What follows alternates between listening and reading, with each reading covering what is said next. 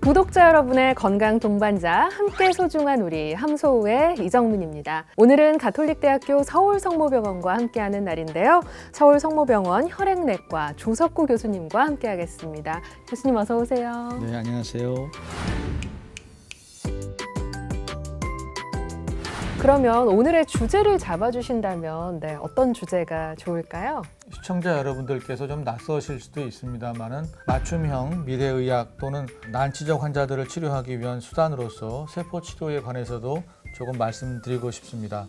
세포치료제는 난치성 질환 환자들한테 대안적 치료 수단으로서 기존 치료법과 병행해서 투여할 수가 있고요. 난치성 질환에서 밝혀진 병태 생리를 바탕으로 치료 효과가 기대되는 유전자라든가 단백질, 세포 등 다양한 것들을 포괄적으로 환자에게 적용할 수 있는 그런 수단이 될 수가 있겠습니다. 따라서 세포치료제는 체내에 손상된 조직이나 장기의 재생과 불균형을 바로잡는 데 활용될 수 있으며 신속 대응할 수 있기 때문에 매우 유용한 그런 임상적인 하나의 전략이라고 볼 수 있겠습니다. 네, 이 서울성모병원 같은 경우는 지난 2014년에 국내 최초로 진료용 세포치료센터를 운영하기 시작했습니다.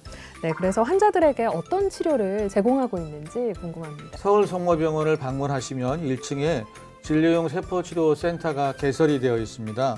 그래서 다양한 환자들에게 세포치료제의 잠재적 치료 효과를 알리면서 또 세포치료제에 관심이 있는 의료진들, 연구자들의 역량과 관심을 집결시키는 데 목적이 있습니다. 이 치료센터를 통해서 성모병원에서 직접 만든 줄기세포 치료제라든가 면역세포 치료제, 또 안혈청, 혈소판 풍부혈장 치료제 같은 다양한 제형들로 환자들에게 진료와 또 임상시험을 수행하고 있습니다. 네, 그렇군요. 일찍이 표적 면역세포 치료제를 통해서 악성 림프종의 생존율을 끌어올리기도 했는데요. 림프종 치료의 선구적 성과로 봐도 되겠죠? 예. 네. 림프종 환자들이 이제 병리학적 세부 유형이 워낙 많다 보니까 세부 유형별 치료법들이 다양합니다. 그 중에서 특히 치료가 잘 안 되는 유형에 한해서 저희가 세포 치료와 병행하거나 보완하는 치료 연구를 계속 수행하고 있습니다. 네. 그러면 지금도 이 림프종 치료의 주된 치료법인지 궁금합니다. 림프종 치료의 주된 치료는 이제 역시 항암제, 그 다음에 방사선 치료, 표적 치료제, 또 동정조혈모세포 이식, 자가조혈모세포 이식 이런 것들이 이제 주된 치료가 되겠고요. 이런 치료에 불응한다든가 또는 어떤 미충족 수요가 임상에서 발생할 때에 이런 것들을 보완하기 위해서 세포치료제를 병용 투여 또는 고려하고 있습니다. 특히 이 혈액암의 세포 치료를 접목하고 또 효과를 보는 그 이유가 있는지도 궁금하거든요. 아무래도 세포치료제라는 것이 혈액에서 기원하는 세포원을 가지고 세포치료제를 제조하기 때문에 혈액암에 제조하는 것이 비교적 용이합니다. 또 조혈모세포 이식원과 같은 그 이식을 할 경우에 수행돼서 발생하는 여러 가지 합병증을 등을 치료할 때 세포 치료가 상당히 유용하기 때문입니다. 네, 또 병용세포 치료라는 개념을 세계적으로 가장 먼저 임상진료에 도입하셨다고 들었습니다.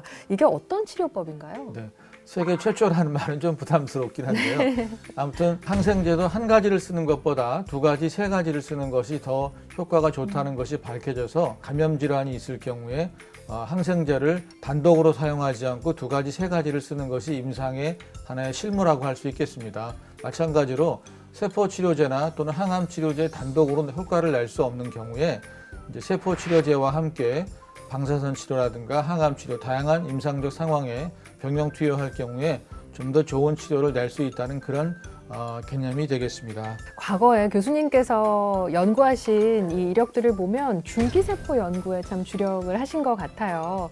특별히 이 분야에 조금 더 힘을 쓰시는 이유가 있으시겠죠? 네. 줄기세포 치료는 저희 서울대교구에서 생명의 신비 기금을 조성해서 그 기금으로 우리 카톨릭대학교의 세포치료 사업단을 만들어 주시고 연구비를 제공해 주셨고요. 세포치료센터에서 가장 먼저 착수했던 것이 성인의 어떤 골수에서 기원한 줄기세포를 이용해서 환자에게 적용하는 것이 첫 번째 사업이었기 때문에 제가 세포치료 사업단장을 맡아서 줄기세포를 가지고 동정조혈모 세포 이식 후에 발생한 만성 이식편대 숙조질환 환자들한테 이 세포 치료제를 적용해서 임상 시험을 하고 좋은 성과를 거둔 바가 있습니다. 이제 세포 치료제는 주로 체내에 들어가서 어떤 그 면역을 순화시켜서 손상된 장기나 조직을 치유하는 그런 능력이 있습니다. 그래서 동정조혈모 세포 이식같이 면역학적으로 굉장히 심각한